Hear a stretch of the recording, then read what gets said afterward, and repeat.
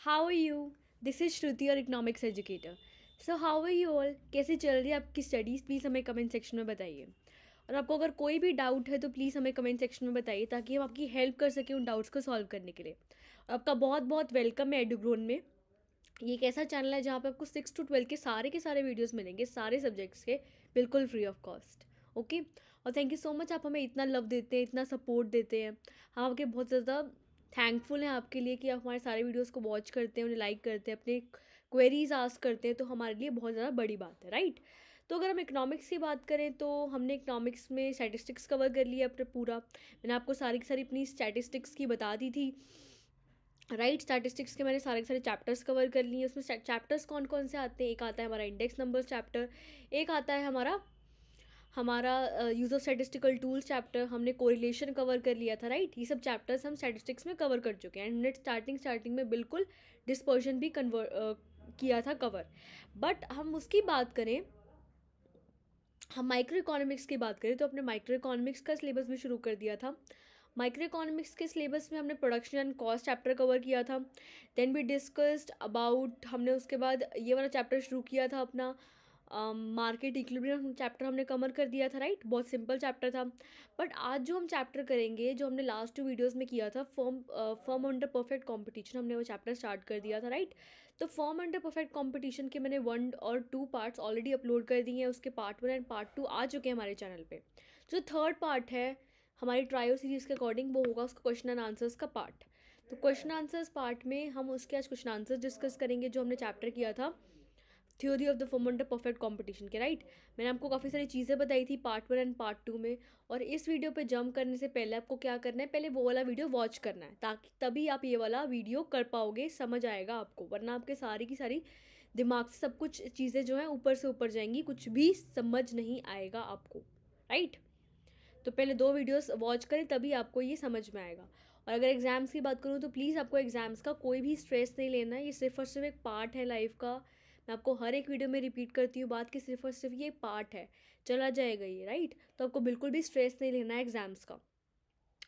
Okay. और अपनी health का अच्छे से ध्यान रखना है. जूस और अच्छा आपको फूड, हेल्दी फूड खाना है, फास्ट फूड नहीं खाना बाहर का, क्योंकि आपके एग्ज़ाम्स आने वाले, हो सकता है आप बीमार पड़ जाओ एग्जाम्स में और अच्छे से परफॉर्म ना कर पाओ. तो अपनी हेल्थ का इस समय ध्यान रखना आपके लिए बहुत ज़्यादा मैंडेटरी हो जाता है. पढ़ाई तो करनी है, बट साथ में आपको अपनी हेल्थ का भी ध्यान रखना है. और अपने नेट पे कुछ ना कुछ पॉजिटिव थॉट्स पढ़ते रहिए ताकि आपका माइंड एकदम फ्रेश रहे, राइट? तो फ्रेश रहेगा अगर माइंड आपका, तभी आप अपने एग्जाम्स में अच्छे से परफॉर्म कर पाओगे. तो ये सब चीज़ें थी आपकी परफेक्ट इसके बारे में जो आपको जनरल डिस्कशन करी. ओके. तो आज की वीडियो में हम इसके क्वेश्चन आंसर डिस्कस करेंगे. जैसे मैंने आपको पहले भी बताया, क्वेश्चन आंसर्स आज हमारे डिस्कस होंगे इस पर्टिकुलर वीडियो में. ओके. तो क्वेश्चन आंसर्स आज हम डिस्कस करेंगे. ओके. और अगर आपको कोई भी डाउट होता है तो प्लीज़ कमेंट सेक्शन में लिखिए. हम आप एडुग्रोन के टीचर सारे के सारे पूरी हेल्प करेंगे आपकी. ट्राई करेंगे आपकी हेल्प करने के लिए. आपका कोई भी डाउट जो है वो अनसॉल्व ना रहे तो प्लीज़ उसे कमेंट सेक्शन में लिखिए. और अगर आपको किसी भी सब्जेक्ट में डाउट आता है तो उसके आप यहाँ पे हमें इन्फॉर्म कर सकते हैं कि आपको थोड़े से डाउट्स आ रहे हैं. अगर आपके ज़्यादा डाउट्स होंगे तो हम एक गूगल मीट की क्लास अरेंज कर लेंगे जिसमें आपके सारे के सारे जो डाउट्स हैं वो सॉल्व हो जाएंगे. तो ये सब आप कर सकते हैं. एडुग्रोन के टीचर्स पूरी आपकी हेल्प करेंगे, आपको गाइड करने के लिए, आपको सही राह पे जाने के लिए, भिजवाने के लिए, राइट? तो एडुग्रोन की यही हमारी कोशिश रहेगी कि हमारे जो स्टूडेंट्स हैं, हमसे जो पढ़ रहे हैं, उनके बहुत अच्छे मार्क्स आए. तो आपका भी हम थोड़ा सपोर्ट चाहिए हमें. अगर आपको हमारी वीडियोस अच्छे लगते हैं, उसने थोड़ी सी भी आपकी हेल्प करी आपकी प्रिपरेशन को बूस्ट करने के लिए, तो प्लीज़ एडुग्रोन को लाइक शेयर सब्सक्राइब कीजिएगा. And I am very thankful to all of you कि आप हमारे वीडियोस पे आते हो, रेगुलरली वीडियोस वॉच करते हो, राइट? आपके टाइम देखने के लिए बहुत बहुत थैंक यू आपको, राइट? तो आज की वीडियो से हम स्टार्ट करते हैं. अब हम स्टार्ट करेंगे अपना चैप्टर जो theory of the firm under perfect competition था, उसके आज हम क्वेश्चन आंसर्स डिस्कस करेंगे. So let's start with the question answers. Okay. तो let me open my presentation.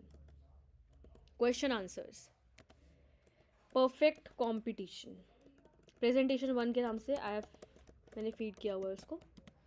So presentation 1 PPT. Okay.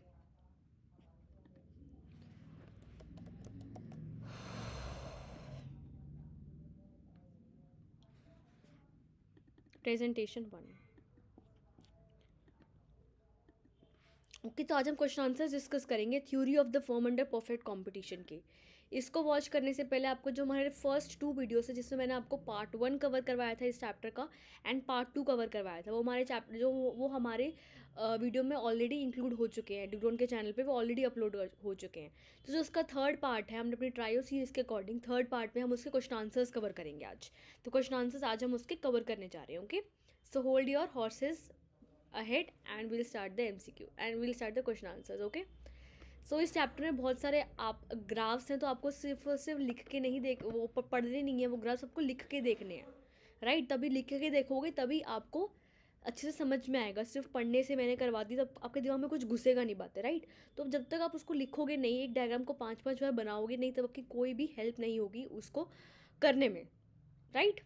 तो आपको करके देखना है। जो मैंने आपको जो भी आज आपको न्यूमेरिकल्स करवाऊंगी, जो भी मैं आपको आज डायग्राम्स करवाऊंगी, उस सबको प्रैक्टिस करके देखनी है और अपने नोटबुक में बनाने हैं, तभी आपके माइंड में कुछ ना कुछ घुसेगा। और एक डायग्राम को आप 5 बार बनाओगे तभी आपके दिमाग में कुछ आएगा वो बातें, राइट?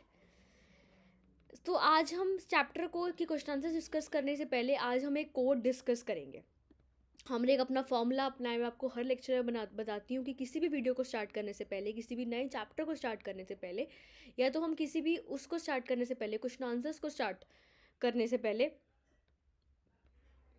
हम एक कोड डिस्कस करते, ताकि आपके माइंड में सिर्फ और सिर्फ फ्रेशनेस है और आपके माइंड में कोई भी नेगेटिव थॉट ना आए और सिर्फ आप पढ़ाई पर कॉन्सेंट्रेट करो। अगर आपका माइंड बहुत अच्छे से वर्क करेगा, आपके दिमाग में पॉजिटिव थॉट्स रहेंगे, तो आपको आसपास जो चीज़ें वो भी आपको अच्छी लगने लगेंगी, राइट?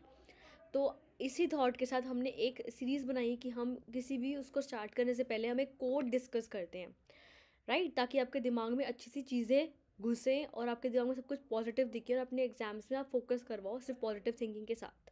तो आज का कोट है, do good and good will come to you. अगर आप अच्छा करोगे तो आपके साथ अच्छा ही होगा। ये हमने बहुत बार सुना है कि एक चीज़ होती है कर्मा, राइट?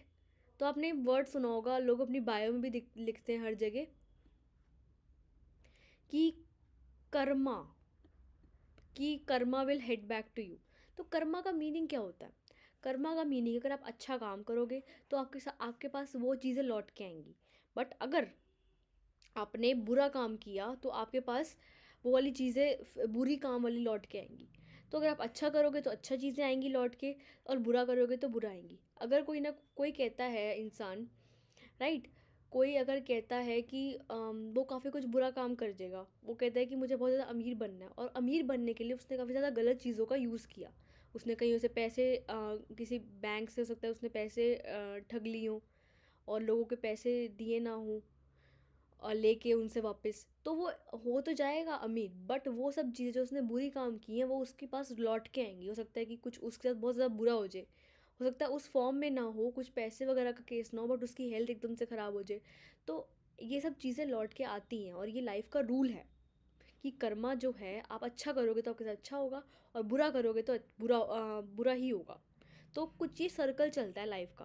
और अगर आप अच्छा काम करोगे, सबकी रिस्पेक्ट करोगे, आप जो गरीबों की मदद करोगे और आपके साथ अच्छी अच्छी चीज़ें होने लगी, हो सकता है कि आपके पास एक जो टेस्ट की आपके पास बिल्कुल तैयारी नहीं थी, आपकी उस टेस्ट की एग्ज़ाम की, बहुत इंपॉर्टेंट एग्ज़ाम था आपका बोर्ड का, राइट? बट आपने पहले बहुत अच्छे अच्छे काम किए हैं। हो सकता है कि आपने किसी मदद की, हो सकता है गली के जो डॉग्स होते हैं उनकी आपने मदद की, बहुत अच्छे अच्छे काम किए मीन्स, राइट? तो हो सकता है कि वो सब चीज़ें जो होती हैं, हो सकता है कि आपका जो एग्ज़ाम था जो आपकी बिल्कुल तैयारी नहीं थी, हो सकता है वो एकदम से अच्छा होने लग जाए। वो जो आपके क्वेश्चंस आए एग्ज़ाम्स में वो आपको सारे के सारे आते थे, तो ऑब्वियसली जो अच्छी चीज़ें होंगी तो ऑब्वियसली आपका लक भी सुधरेगा। जो आप अच्छी चीज़ें करोगे वही आपको रिटर्न में वापस आएंगी। तो जो ये कर्मा का रूल होता है ये ऑब्वियसली अप्लाई करता है ज़िंदगी में। तो जो अगर रिटर्न कोई चीज़ें आ रही हैं, अच्छे करने से अच्छी आ रही है और बुरे करने से बुरी आ रही हैं, तो ऑब्वियसली आप अच्छा ही करना चाहोगे। आप चाहोगे कि अच्छी अच्छी चीज़ें आपके पास आएँ, अच्छी चीज़ें ही रिटर्न बैक हों आपके साथ। तो सिर्फ़ और सिर्फ तभी कहते हैं कि अपना अपना अच्छा सोचो और बुराई ना करो, क्योंकि बुराई करोगे तो ऑब्वियसली वो जो कर्मा होगा आपका वो रिटर्न होगा आप पे किसी ना किसी फॉर्म में, कुछ ना कुछ तो गलत होगा। तो सिर्फ और सिर्फ अपने लिए सेल्फिश बन जाओ, अपने लिए अच्छा सोचो, किसी की बुराई ना करो, क्योंकि वो सब हिट बैक होता है लाइफ में, कभी ना कभी तो होगा। हो सकता है अभी 5-6 साल ना हो सकता है कि 20 साल बाद हो, 30 ईयर्स बाद हो, बट होगा तो सही। तो सिर्फ और सिर्फ अच्छे काम करो और अच्छा ही आपके साथ होगा। ये इस बात का था आज का हमारा कोट। तो ये बहुत अच्छा कोट है, इसको आप अपने माइंड में हमेशा रखना कोई भी सॉल्व करने से पहले क्वेश्चन, राइट। किसी भी कोई भी अच्छा काम करने से पहले, कोई भी एग्ज़ाम करने से पहले, ये सब चीज़ें किसी के बारे में बुरा करने से पहले सब चीज़ें प्लीज़ सोच लिया करो कि अगर कुछ आप अच्छा करोगे तो आपके साथ अच्छा होगा और बुरा करोगे तो बुरा होगा। ये जो कर्मा चीज़ है ना, ये बहुत अच्छी चीज़ है, ये आती है वापस। ओके, तो सिर्फ और सिर्फ आपको अच्छा करना है। With this positive note let's start with the question answers of theory of the firm perfectly competitive market. हमने जो क्वेश्चन किया था कि परफेक्टली कॉम्पिटिटिव कि आज हम क्वेश्चन आंसर्स डिस्कस करेंगे। तो इसके मैंने आज एनसीईआरटी क्वेश्चंस उठाए हैं। एनसीईआरटी के हमने ऑलमोस्ट सारे के सारे क्वेश्चंस कवर कर दिए, राइट। तो एनसीईआरटी के तो हमने सारे के सारे क्वेश्चंस जो हैं वो कवर कर दिए हैं। तो फर्स्ट क्वेश्चन है हमारा, जो एनसीईआरटी का फर्स्ट क्वेश्चन है उसके मैंने सारे सारे सॉल्यूशंस आपको प्रोवाइड किए हैं। First question is what are the characteristics of a perfectly competitive market. Perfectly competitive market के क्या क्या कैरेक्टरिस्टिक्स होते हैं, तो हम एक एक कैरेक्टरिस्टिक्स डिस्कस करेंगे। और इस ये जो क्वेश्चन आता है ऑलरेडी 6-7 मार्क्स का आता है आपके एग्जाम में, राइट। तो 6-7 मार्क्स का अगर क्वेश्चन है तो इसके पॉइंट्स भी आपको 6-7 लिखने पड़ेंगे।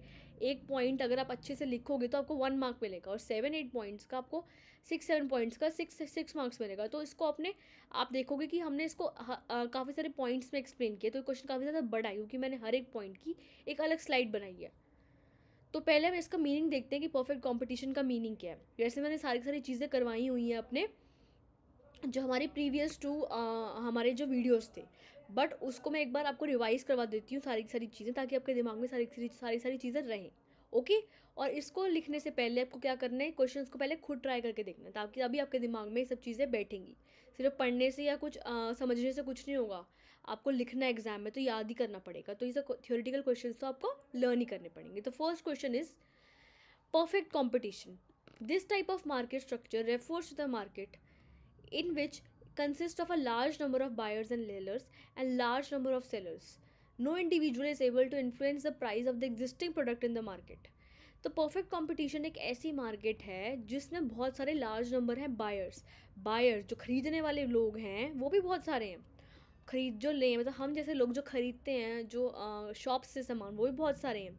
बट जो बेचने वाले हैं, मतलब सेलर्स, जो हम शॉप्स पे सामान लेने जाते हैं, वो हमारे लिए सेलर्स हैं और हम उनके बायर्स हैं। सेलर्स भी बहुत सारे हैं और बायर्स भी बहुत सारे हैं। बट कोई भी इंडिविजुअल प्राइस को इन्फ्लुएंस नहीं करता एक एग्जिस्टिंग प्रोडक्ट की, राइट।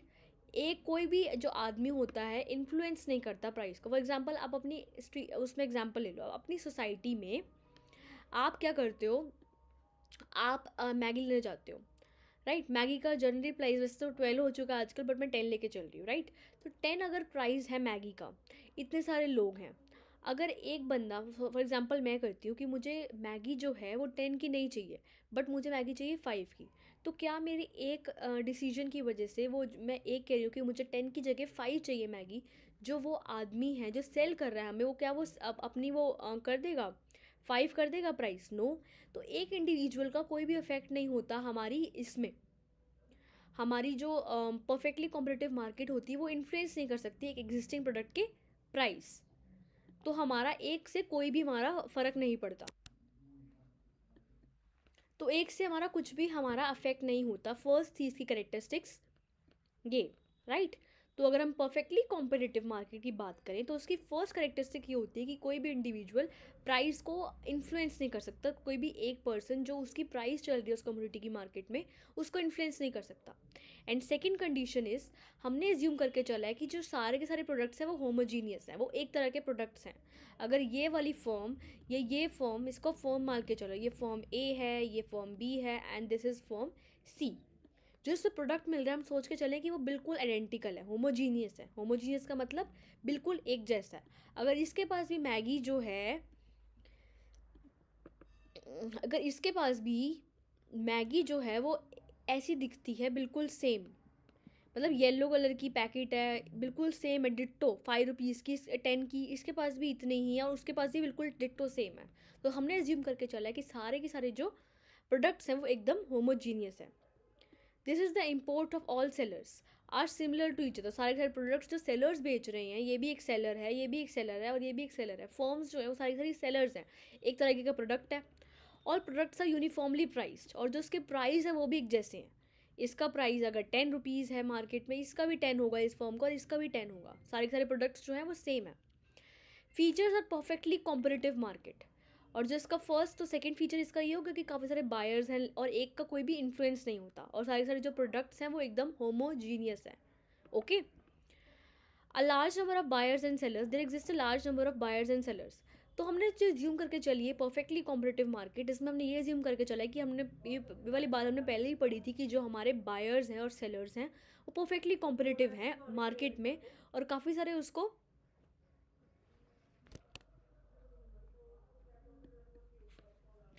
राइट तो काफ़ी सारे बायर्स और सेलर्स हैं जो परफेक्टली कॉम्पिटिटिव मार्केट में वर्क कर रहे हैं। सारे सारे बायर्स भी बहुत सारे और सेलर्स भी बहुत सारे हैं। और किसी इंडिविजुअल फर्म का कोई कंट्रोल नहीं होता मार्केट प्राइस में। अगर कोई इंडिविजुअल कह रही है कि उसे कंट्रोल कर रहे हैं अपने मार्केट प्राइस को, तो उसका कोई भी कंट्रोल नहीं है। वो चाह के भी अपने प्राइस खुद नहीं सेट कर सकती। अगर मार्केट में प्राइस जो है मैगी का वो 10 रुपीज़ चल रहा है तो उसको भी 10 ही रखना पड़ेगा। अगर वो थोड़ा सा भी ज़्यादा करेगा तो सारे सारे बायर्स जो होंगे, अगर इस वाली फर्म ने प्राइस अपना 11 कर दिया और बाकी सबके 10 है, तो ऑब्वियसली एक बायर कहेगा कि सारे सारे प्रोडक्ट्स तो सिमिलर हैं, आइडेंटिकल है, तो वो सारे सारे जो इस पे शिफ्ट हो जाएगा ए और बी के प्रोडक्ट्स में, ना कि वो सी का प्रोडक्ट बाय करेगा। राइट, तो ये सब थे हमारी इसकी condition. The market price of the community is so large number of sellers in market, there exist a perfect competition. तो काफ़ी सारे लार्ज नंबर ऑफ सेलर्स हैं मार्केट में, परफेक्ट कॉम्पिटिशन है मार्केट में, हमने ये सब चीज़ें एज्यूम करी हैं। और जो फर्म है वो एक प्राइस टेकर है, ना कि प्राइस मेकर है। अगर जो मार्केट में प्राइस 10 रुपीज़ चल रहा है तो उसको भी जो अपनी फर्म है उसको भी प्राइस अपना 10 रुपीज़ ही करना पड़ेगा। ओके, तो हमने ये सब एज्यूम करके चलिए चीज़ें। अगर थोड़ा सा ज़्यादा कर देगा प्राइस, 11 मिनट्स कर देगा, तो सारे के सारे जो फर्म्स होंगी वो इसकी तरफ शिफ्ट हो जाएंगी ए और सी की तरफ से, ताकि वो बी का प्राइस बाय करेगी। तो ये सब चीज़ें थी इसकी। While this price determined in invisible hands of the market by the demand for and supply। तो जो प्राइस होता है वो डिटरमाइन होता है इंडिविजुअल इनविजिबल हैंड्स, और प्राइस वहाँ पे इंटरसेक्ट करेगा जब डिमांड एंड सप्लाई इक्वल है। तो सप्लाई इक्वल है हमारी डिमांड के, यहाँ पे आ जाएगा प्राइस अपना इंटरसेक्ट करेगा। We can conclude under perfectly competitive market an individual firm is a price taker and not a price maker. तो जो परफेक्टली कॉम्पिटिटिव मार्केट में जो फर्म होती है वो एक प्राइस टेकर होती है। जो मार्केट में प्राइस चल रहा है उसको भी वही प्राइस लेके चलना है, ना कि वो अपने खुद का प्राइस बना सकती है। तो इसका ये था इसका फर्स्ट, हमने इसका मीनिंग डिस्कस किया। अब जो इसका फर्स्ट करेक्टरिस्टिक है, हमने यहाँ पे क्या किया कि इसको पूरा का पूरा शॉर्ट में एक्सप्लेन कर दिया, बट हर एक शॉर्ट को हम उसको एक्सप्लेन करेंगे एक एक पॉइंट में। राइट, फर्स्ट है कि जो हमारे प्रोडक्ट होते हैं वो होमोजीनियस होते हैं। होमोजीनियस का मतलब एक जैसे प्रोडक्ट्स होते हैं सारे के सारी फॉर्म्स के। All the firms in a perfectly competitive market is homogeneous product. It implies that the output of each firm is perfect substitute to other. Output in terms of quality, color, size, features indicated that the buyers are indifferent to the output of the different firm. Due to this indifferent nature of the products, existence of the firms, price is generated. Okay, तो all the forms of perfectly competitive market, हमने assume करके चला है कि जो ए product है, ए form है, B form है,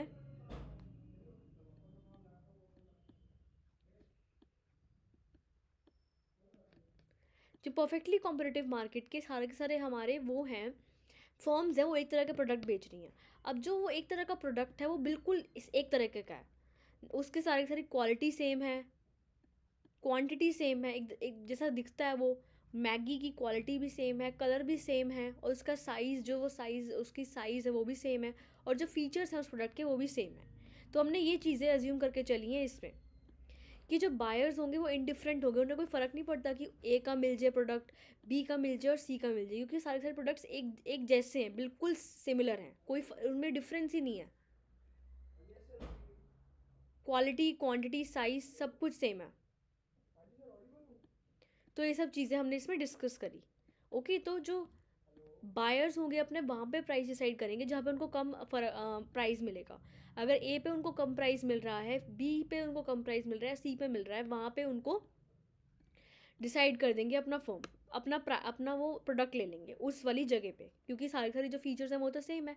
बट जो मैटर करता है वो करता है उनका उसकी प्राइस कहाँ पे कम मिल रहा है। अगर प्राइस उनको ए पे कम मिल रहा होगा तो वो ए का बाय कर लेंगे, बी का कम मिल रहा होगा तो बी का बाय कर लेंगे, और सी का कम मिल रहा होगा तो सी का बाय कर लेंगे।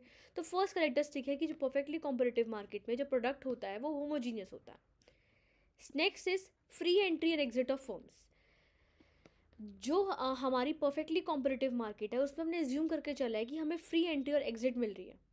अब फ्री और एंट्री और एग्जिट का से क्या मीनिंग है। फ्री और एंट्री एग्जिट का मतलब है कि कोई भी जो फॉर्म है, अगर हमारी पहले से 3 फॉर्म्स थी, 3 फॉर्म्स थी, तो हमने एज्यूम करके चला है कि हमारी जो कुछ भी लॉन्ग रन में और फॉर्म्स आ भी सकती हैं और जा भी सकती है। कोई रिस्ट्रिक्शन नहीं है कि कोई और फॉर्म, अगर डी फॉर्म आना चाहे तो ऑब्वियसली आ सकती है। लॉन्ग रन है तो लॉन्ग रन का मतलब सारे फैक्टर्स जो हैं वेरिएबल हैं। हम मशीनरी को भी बढ़ा सकते हैं, हम अपनी लेबर को भी इंक्रीज़ कर सकते हैं, तो सारे फैक्टर्स जो हैं वो वेरिएबल हैं। तो अगर लॉन्ग रन की बात करें, हमारे सारे जो सारे लॉन्ग रन में एग्जिट और एंट्री पॉसिबल है फॉर्म्स का परफेक्टली कॉम्पिटिटिव में। और शॉर्ट रन में क्या होता है कि एक फैक्टर जो होता है हमारा फिक्स्ड होता है और बाकी सारे क्या होते हैं हमारे वेरिएबल। तो शॉर्ट रन में एंट्री और एग्जिट पॉसिबल नहीं है। द फ्री एंट्री और exit this ensure that all the forms in the long run और नॉर्मल प्रॉफिट। तो अगर शॉर्ट रन में जो है वो उनकी एंट्री और एग्जिट पॉसिबल नहीं है।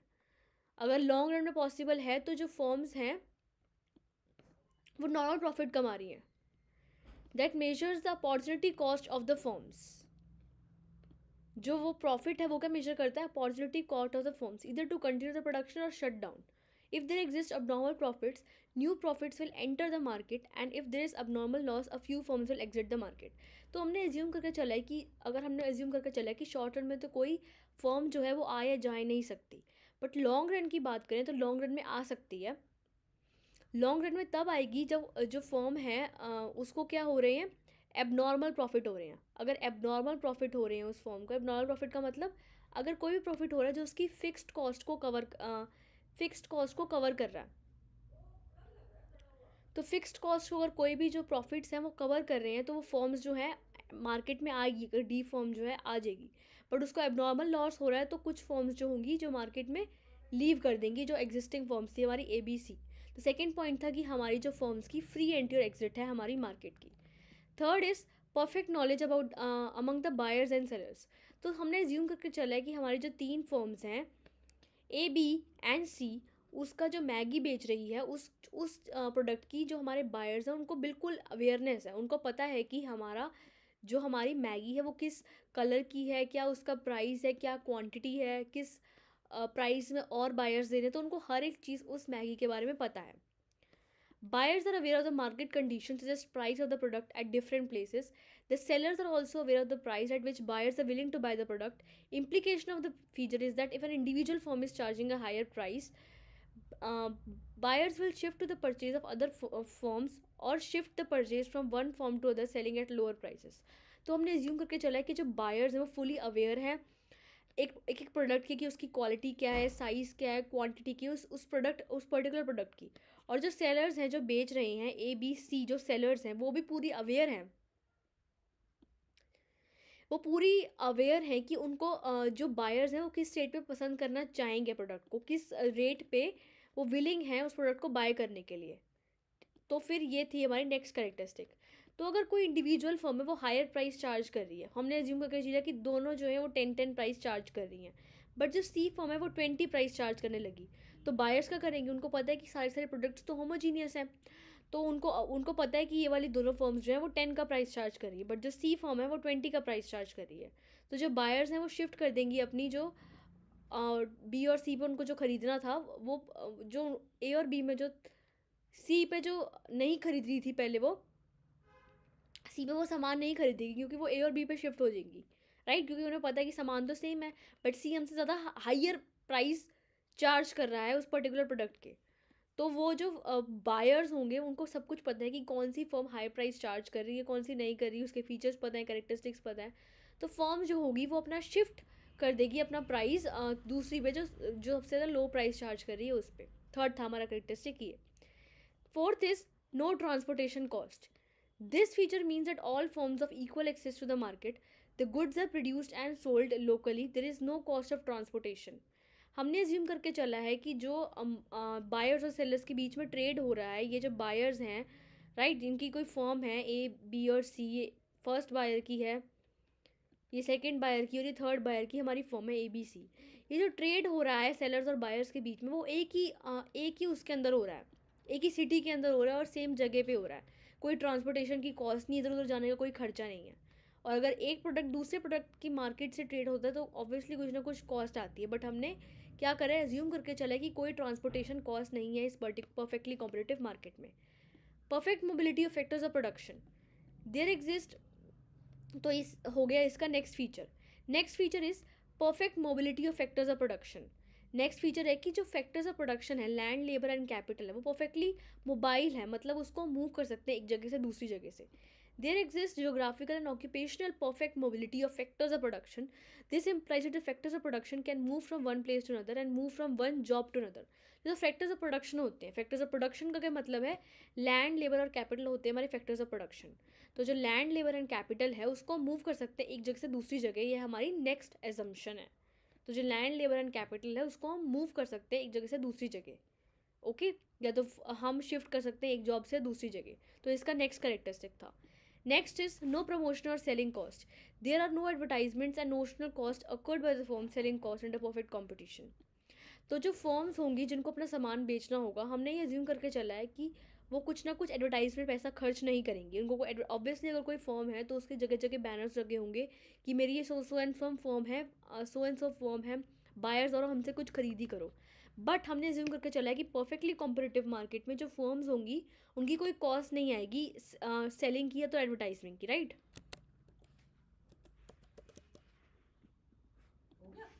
तो हमने ये सब चीज़ें एज्यूम करके चली हैं। ओके, तो ये था हमारा नेक्स्ट था कि कोई सेलिंग और प्रमोशन की कॉस्ट नहीं आएगी। अब फर्स्ट क्वेश्चन जो था हमारे कैरेक्टरिस्टिक्स वाला वो पूरा खत्म हो चुका है, सारे सारे इसके कैरेक्टरिस्टिक्स ही चल रहे थे परफेक्टली कॉम्पिटिटिव मार्केट के। अब next question is how much total revenue for market price and quantity sold by the firm related to each other. तो जो टोटल क्वांटिटी होता है, टोटल रेवेन्यू होता है एक फर्म का, टोटल रेवेन्यू कैसे निकलता है एक परफेक्टली कॉम्पिटिटिव फर्म का, अगर हम प्राइस को मल्टीप्लाई कर देते हैं क्वांटिटी से तो आ जाता है हमारा total revenue.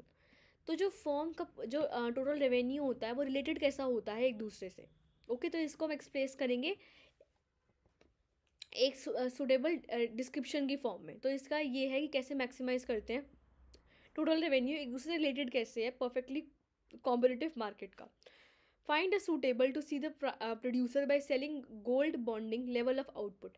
Another got it is defined as price times the quantity of output. तो अगर हम प्राइस को मल्टीप्लाई कर देंगे, अगर प्राइस को मल्टीप्लाई कर देंगे, जितना प्राइस चल रहा है उस प्रोडक्ट का मार्केट में उसको मल्टीप्लाई कर देंगे जितने अपने आउटपुट हमने बेचा है, तो हमारा आ जाएगा टोटल रेवेन्यू, राइट।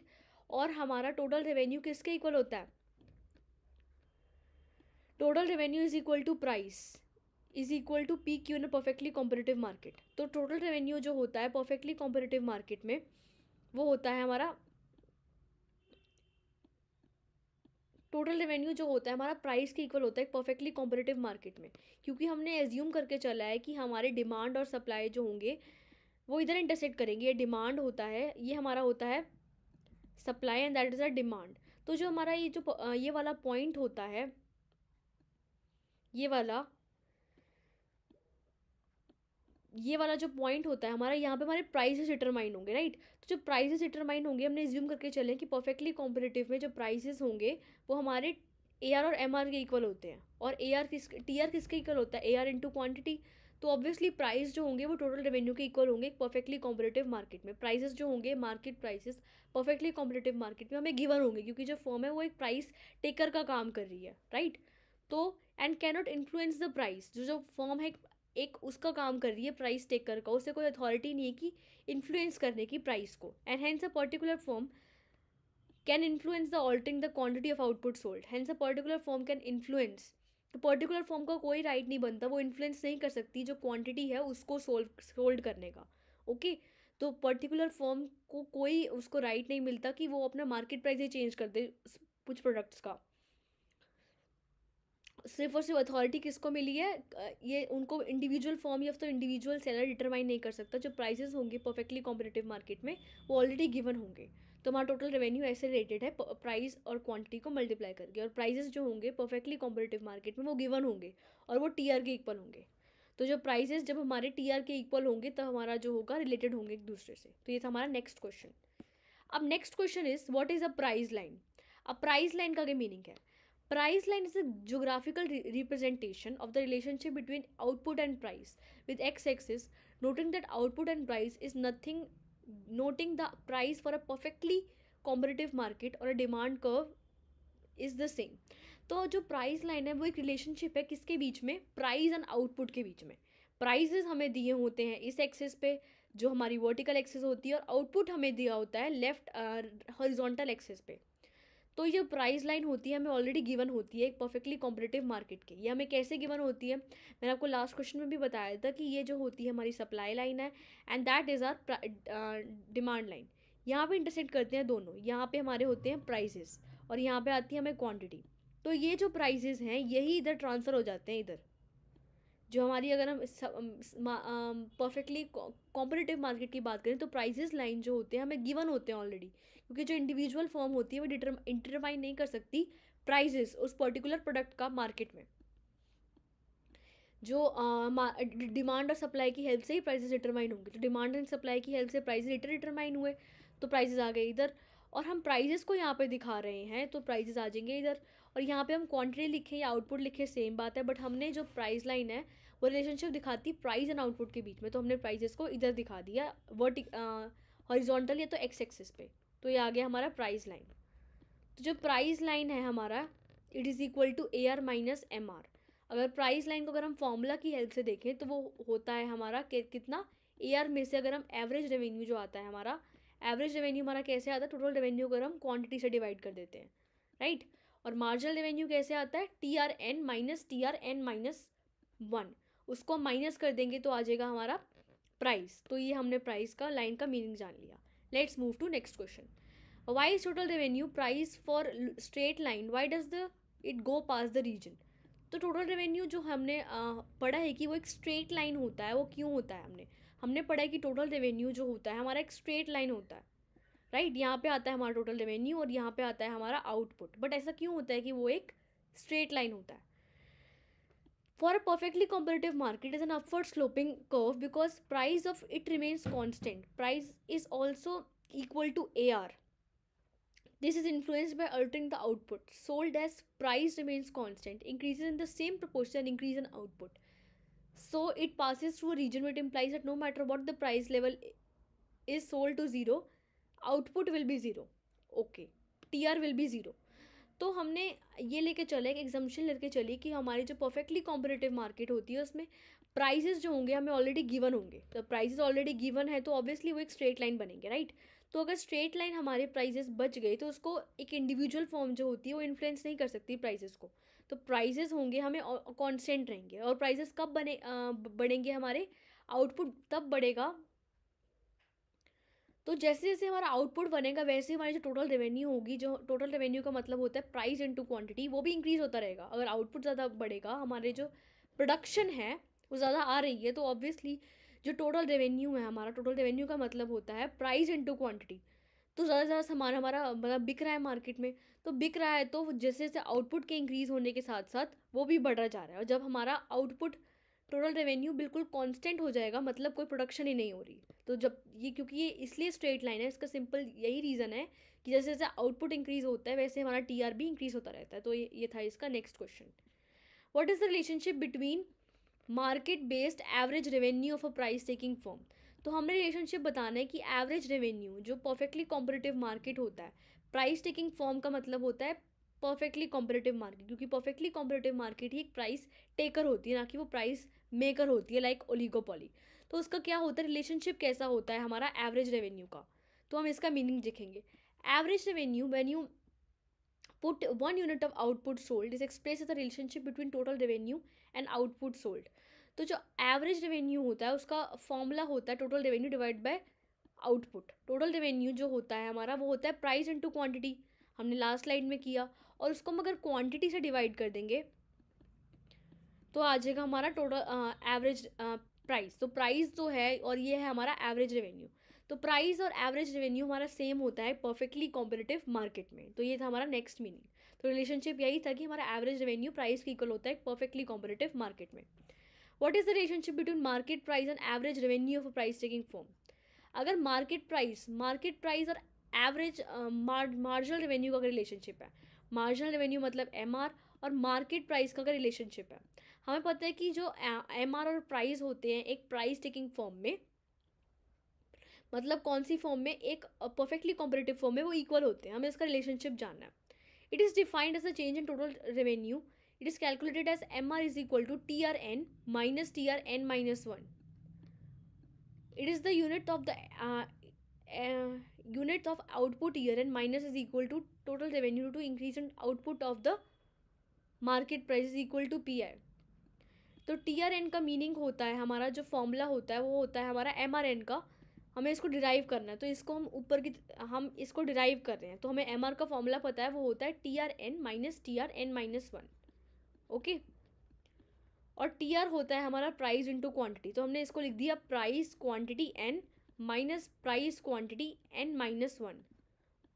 ओके, तो इसको जब हम ओपन करेंगे ये ब्रैकेट को, price quantity n minus price quantity n plus p, तो इसको इससे कट जाएगा और हमें रिलेशनशिप आ जाएगी marginal revenue is equal to price. ये थी हमारी नेक्स्ट रिलेशनशिप, एक प्राइस टेकर फर्म की, मतलब एक परफेक्टली कॉम्पिटिटिव फर्म की। ओके, तो ये था हमारा नेक्स्ट रिलेशनशिप हमारा परफेक्टली कॉम्पिटिटिव फर्म का, कि हमारे मार्जिनल रेवेन्यू प्राइस के इक्वल होते हैं। हमें एक डायग्राम बनाना है इसका। हमारी जो एक, हमें पता है कि जो परफेक्टली कॉम्पिटिटिव फॉर्म में प्राइस भी AR के इक्वल होता है, और जो होता है हमारा प्राइस उसके भी इक्वल होता है MR के। हमने रिलेशनशिप बताई भी कि ऐसा क्यों होता है, बट हमें पता है कि जो परफेक्टली कॉम्पिटिटिव फॉर्म में प्राइस हमें ऑलरेडी गिवन होते हैं, तो प्राइजेस को हमने हॉरिजॉन्टल लाइन में ड्रॉ कर दिया। Perfectly competitive form marginal revenue is equal to market price, तो ये हमारे इक्वल आ जाएंगे, और यहाँ पे आ जाएगी हमारी प्राइस रेवेन्यू, और यहाँ पे आ जाएंगे हमारे हॉरिजॉन्टल एक्सिस पे आउटपुट, और ये स्ट्रेट लाइन आ जाएगी एक। What conditions must you hold for profit maximising produces positive output in perfectly competitive market? तो हमारी कौन सी कंडीशंस होंगी प्रॉफिट को मैक्सिमाइज करने की, अगर हमारी परफेक्टली कॉम्पिटिटिव फॉर्म जो होती है वो अपने आउटपुट उसका पॉजिटिव है, राइट? तो एक कौन सी कंडीशन है हमारी प्रॉफिट मैक्सिमाइजिंग फॉर्म की, जिसमें हमारी वो जो प्रॉफिट्स हैं वो मैक्सिमाइज कर सकती है हमारी परफेक्टली कॉम्पिटिटिव फॉर्म, अगर हम उसके जो वो है आउटपुट है पॉजिटिव चल रहा है। The following three conditions must be hold in a profit maximising form. The quantity level of output in a perfectly competitive market, MR must be equal to MC, and the quantity of MC must be looking at a rise in quantity ensured, and price must be greater than or equal to ABC. Price must be greater than or equal to ABC at the quantity at which in the long run price must be greater than or equal to LAC. तो three conditions होती है हमारी profit को maximise करने की एक price perfect competitive market में। First condition है हमारी जो MR होती है वो MC के इक्वल होनी चाहिए, मार्जिनल रेवेन्यू मार्जिनल कॉस्ट के इक्वल होनी चाहिए, और जो स्लोप ऑफ MC जो होता है वो ज़्यादा होना चाहिए स्लोप ऑफ MR से। ओके, तो ये हमारी दो कंडीशंस हैं। और थर्ड कंडीशन ये है कि हमारी जो प्राइस है वो ग्रेटर देन और इक्वल टू होना चाहिए ABC, जो हमारी एवरेज वेरिएबल कॉस्ट आती है उससे हमारे प्राइसेस जो इसमें हम बेच रहे हैं मार्केट में वो ज़्यादा होने चाहिए। अगर उससे ज़्यादा नहीं हुए तो हमारी सिचुएशन आ जाएगी लॉसेस की। और लॉन्ग रन में जब हम देखते हैं तो हमारे प्राइसेस आना होने चाहिए लॉन्ग रन एवरेज कर्व से। ये होता है हमारा शॉर्ट रन में और ये होता है हमारा लॉन्ग रन में, तो हमारे प्राइसेस आना होने चाहिए हमारी लॉन्ग रन कॉस्ट से। Next question is cancel be positive level of output, no profit maximising firm producing a competitive market at which market price is not equal to marginal, give an explanation. तो हमें बताना है कि ऐसा कोई positive level of output बताना है जिसमें हमारे प्रॉफिट्स मैक्सिमाइज हो रहे हैं जब हमारे मार्केट प्राइस इक्वल नहीं है। हमने देखा कि प्रॉफिट्स मैक्सिमाइज तब होते हैं जब हमारे मार्केट प्राइस इक्वल होते हैं हमारे मार्जिनल रेवेन्यू से, मार्जिनल कॉस्ट से। बट ऐसी कोई कंडीशन बतानी जिसमें ये सब इक्वल थे फिर भी हमारे प्रॉफिट्स मैक्सिमाइज नहीं हो रहे थे। तो answer is there cannot be positive level of output in which a firm produces in which a price is not equal to MC। तो ऐसी कोई कंडीशन ही नहीं होती, जब प्राइस MC के इक्वल नहीं होता तब हमारे प्रॉफिट मैक्सिमाइज हो ही नहीं सकते, ऐसी कोई कंडीशन नहीं है। Evaluate the following two cases where price is not equal to MC। अगर हमने प्राइसेस को MC के इक्वल नहीं लिखा तो प्राइसेस जो होते हैं हमारे वो हॉरिजॉन्टल स्ट्रेट लाइन है, और जो हमारा MC होता है वो नीचे से कट करता है प्राइसेस को, इसमें हमारे प्रॉफिट्स मैक्सिमाइज हो जाएंगे। बट हमने लेके चलिए कि नहीं हो रहे प्रॉफिट्स मैक्सिमाइज।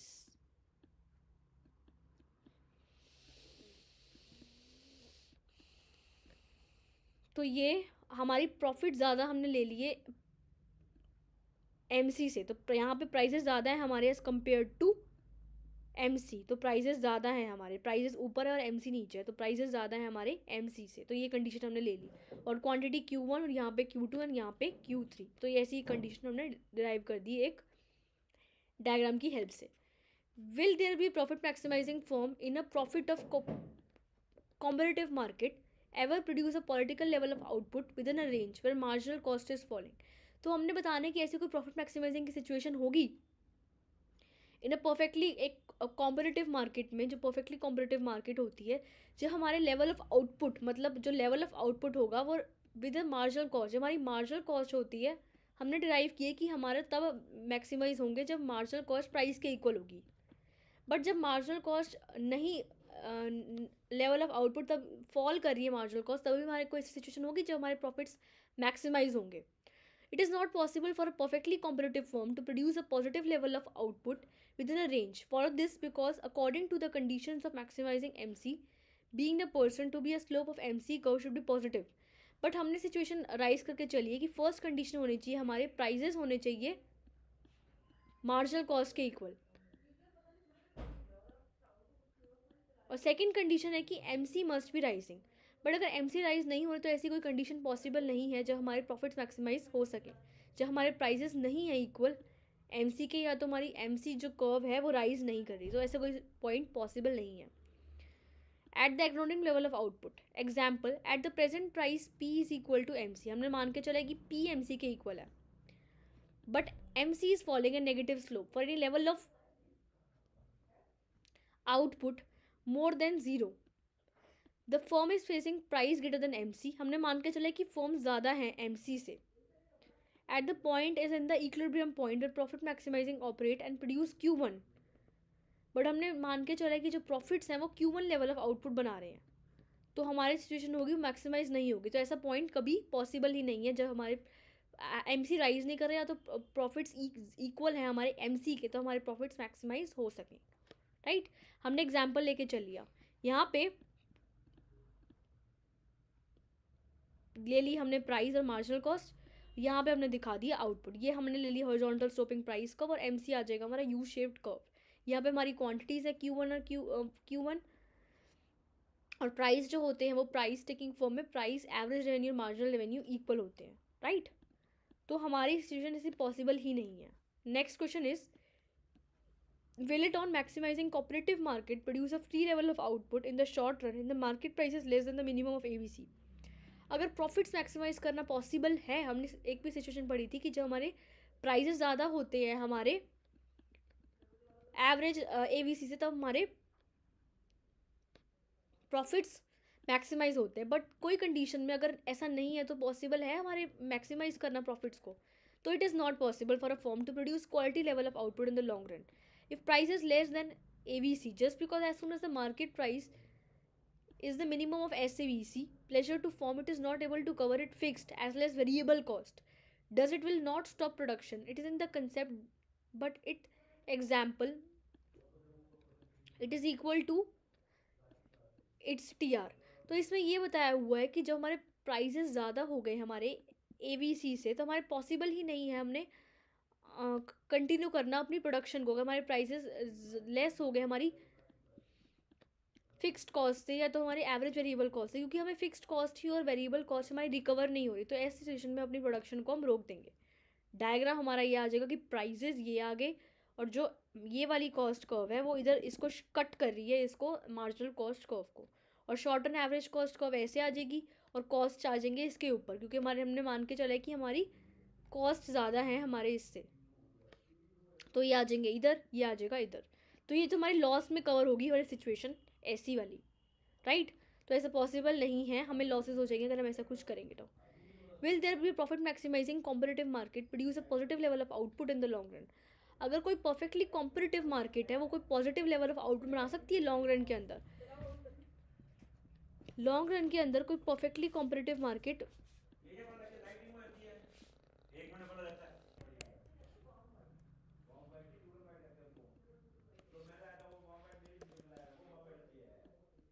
तो ऐसा पॉसिबल है या फिर नहीं? ऐसा पॉसिबल है या फिर नहीं?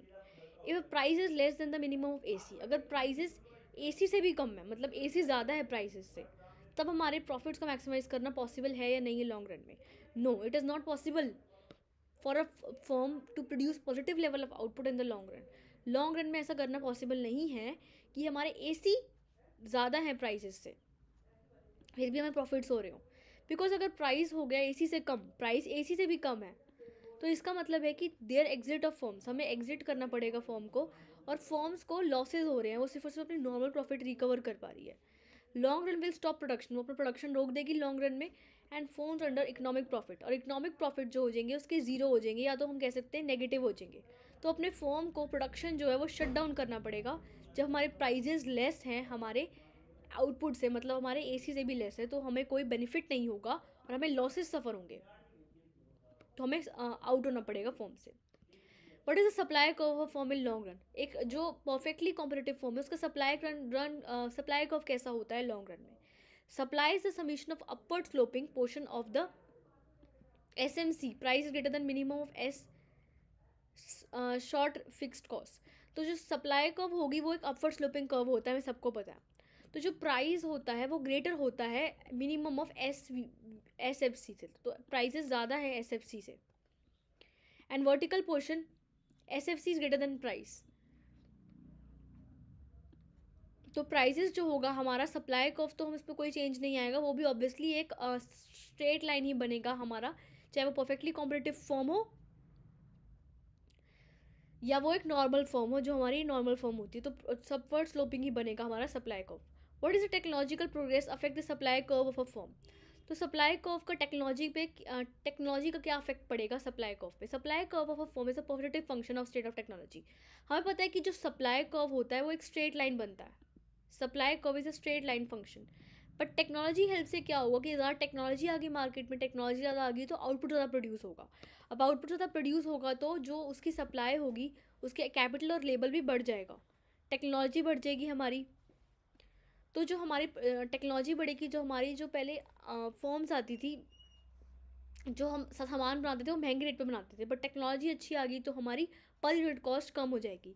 तो जो सप्लाई होगी, हम ज़्यादा सप्लाई बढ़ा देंगे, सप्लाई जो होगी जो हमारी थी वो राइट वर्ड शिफ्ट हो जाएगी टेक्नोलॉजी के इंक्रीज़ होने की वजह से, तो हम ज़्यादा आउटपुट बनाएंगे उसी मार्केट प्राइस में जिससे हम पहले बनाते थे। ओके, तो राइट वर्ड शिफ्ट हो जाएगी। How does the imposition of tax affect the supply curve of a firm? Tax की हेल्प से हमारे सप्लाई कर्व पे क्या अफेक्ट पड़ेगा? अब टैक्स की हेल्प से क्या होगा हमारा? Tax important unit of output, imposition of tax per unit of output increases the ultimately increase the marginal cost. Tax की वजह से क्या होगा, हमारी जो पर यूनिट कॉस्ट थी, मार्जिनल कॉस्ट थी, मार्जिनल कॉस्ट थी, मतलब TCN-1, वो क्या हो जाएगी हमारी मार्जिनल कॉस्ट,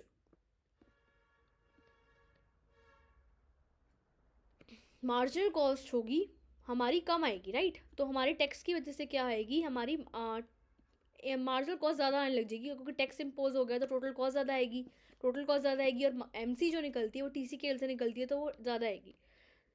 तो हमारी जो टैक्स की वजह से सप्लाई कर्व ज़्यादा हमारी कॉस्ट आएगी, तो हम जो सप्लाई है थोड़ा कम कर देंगे, क्योंकि हमें ज़्यादा कॉस्ट आने लगी है तो वो लेफ्ट वर्ड शिफ्ट कर देंगे हम सप्लाई को। What is the increase in the price of N input affect the supply curve of a firm? Input के प्राइसेस की वजह से हमारे सप्लाई कर्व पे क्या अफेक्ट पड़ेगा? और इनपुट मतलब जिससे हम सामान बना रहे हैं। Increase in the price of input increase the cost of production which increase the marginal cost. अगर जिससे हम सामान, जो रॉ मटेरियल है,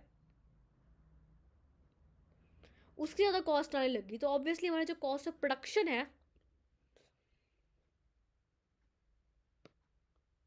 उसकी कॉस्ट ज़्यादा आने लग जाएगी। तो मतलब कॉस्ट ऑफ प्रोडक्शन ज़्यादा आ रही है तो obviously total cost of production ज़्यादा आ रही है, और टोटल कॉस्ट ऑफ प्रोडक्शन ज़्यादा आने की वजह से हमारा क्या होगा, मार्जिनल कॉस्ट ज़्यादा आने लग जाएगी, क्योंकि मार्जिनल कॉस्ट टोटल कॉस्ट की हेल्प से निकलती है।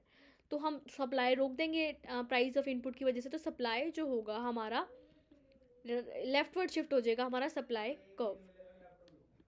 तो ये आ जाएगा हमारा इसका meaning. How does the increase in the number of firms affect the market price of supply curve? Increase in market price की increase in the number of firms की वजह से क्या होगा, जो नंबर ऑफ फर्म्स होगी ज़्यादा से ज़्यादा सप्लाई करेंगी, अब ज़्यादा से ज़्यादा आउटपुट बनाएंगे, सप्लाई हमारा इंक्रीज हो जाएगा। सप्लाई इंक्रीज करने की वजह से हमारा सप्लाई कर्व जो होगा वो राइटवर्ड शिफ्ट हो जाएगा। तो सप्लाई कर्व हमारा जो होगा वो राइटवर्ड शिफ्ट हो जाएगा। What is the price elasticity of supply, what do you measure it? अब प्राइस इलास्टिसिटी का मतलब प्राइस के चेंज होने की वजह से सप्लाई में क्या चेंज आया। It is the degree of responsiveness of quantity supplied to change in the price of good. It is express as supply change in quantity supply divide by percentage change in price. अगर हम percentage change in quantity supplied को divide कर देंगे percentage change in price से, तो हमारा आ जाएगा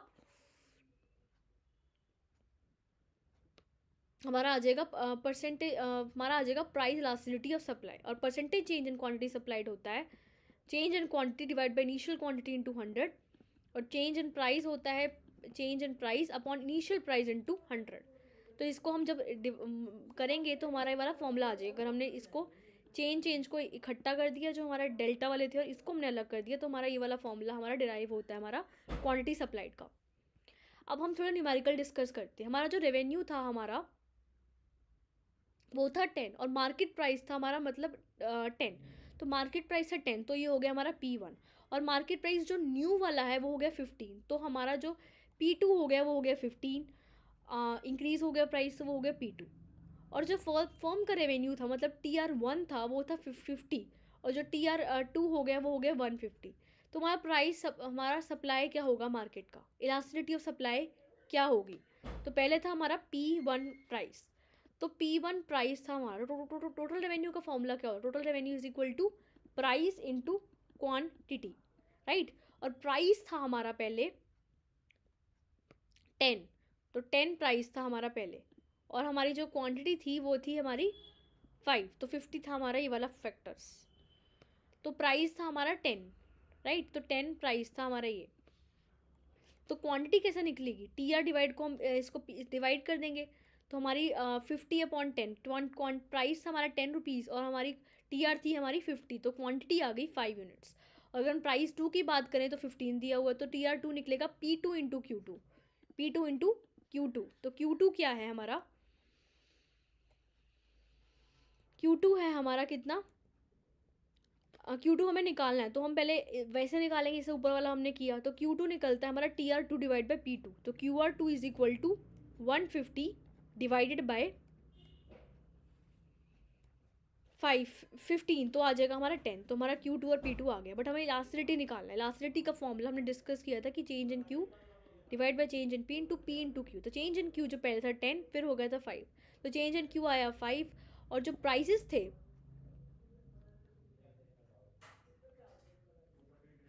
वो थे 15, तो 15 माइनस 10 हो गया 5, तो इलास्टिसिटी होगी हमारी change in Q divide by change in P into Q, तो हो गया हमारा 2 यूनिट्स।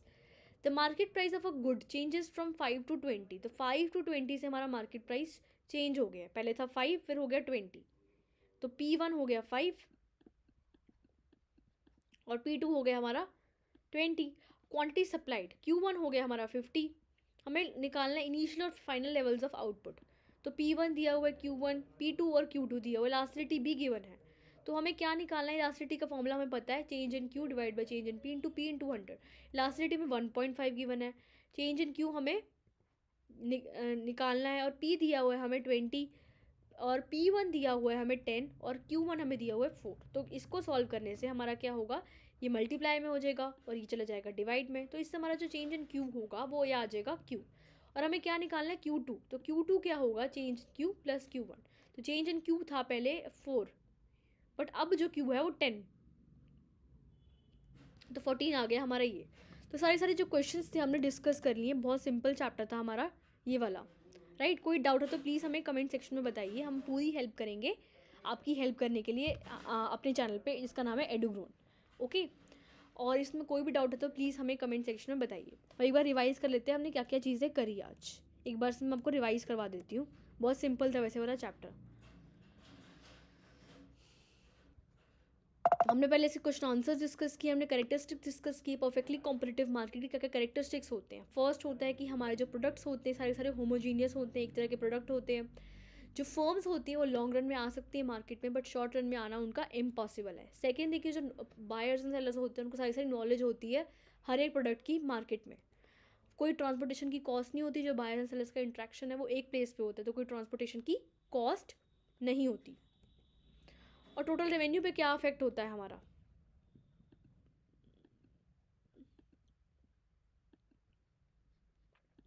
ओके तो हमारे जो प्रॉफिट्स मैक्सिमाइज होते हैं वो इस पॉइंट पे होते हैं, जो हमारे पी आर, टी आर और जो हमारा एम आर है वो इक्वल है, और जो स्लोप ऑफ एम सी है वो राइज कर रहा है as compared to slope of M R. तो ये हमारा आ जाएगा point, M C must be rising to the point of origin. तो हमारी ये कंडीशन है इक्विलिब्रियम की।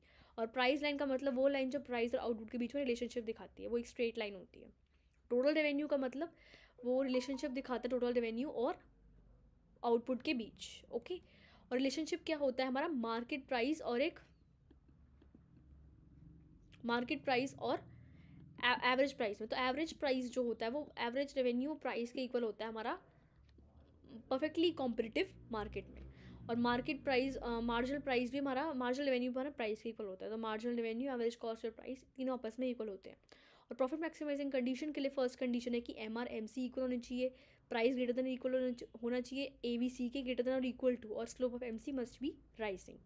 और यहाँ पे कोई आउटपुट पॉसिबल नहीं है जब एम आर एम सी और प्राइस इक्वल नहीं है, राइट। और जब हमारे पॉजिटिव लेवल ऑफ आउटपुट नहीं है तभी भी हमारा प्राइस एम सी अगर राइज नहीं हो तभी भी हमारे जो प्रॉफिट्स हैं वो पॉसिबल नहीं है। अगर हमारा प्राइजेज लेस है हमारे ए बी सी से तभी हमारा प्रॉफिट्स मैक्सिमाइज नहीं हो सकता। तो तीन कंडीशंस थी, वहीं पे हो सकता है। फिर हमने देखा था कि पॉसिबल मैक्सिमाइज करना है लॉन्ग रन के अंदर इसको, तो लॉन्ग रन में मैक्सिमाइज करना नहीं है प्रॉफिट। और सप्लाई कर्व तो स्ट्रेट लाइन होता है, टेक्नोलॉजी की वजह से इंक्रीज हो जाएगा सप्लाई कर्व, टैक्स की वजह से पीछे शिफ्ट हो जाएगा, इनपुट की वजह से हम लेफ्टवर्ड शिफ्ट हो जाएगा, नंबर ऑफ फॉर्म्स की वजह से हमारा नंबर ऑफ फॉर्म्स इंक्रीज हो जाएंगे, तो ऑब्वियसली हमारा जो डायग्राम होगा फॉर्म्स इंक्रीज होंगे तो राइटवर्ड शिफ्ट हो जाएगा। और प्राइस एलास्टिसिटी का हमने डायग्राम डिस्कस किया था, change in Q upon Q into change in P upon P, और हमने इसके क्वेश्चन आंसर डिस्कस किए थे। टी आर का फॉर्मूला होता है प्राइस इंटू क्वान्टिटी। तो बहुत सिंपल था, हमने सारे सारे क्वेश्चन दोबारा से डिस्कस कर लिए, ओके। तो बहुत सिंपल था हमारा ये वाला पूरा का पूरा टॉपिक।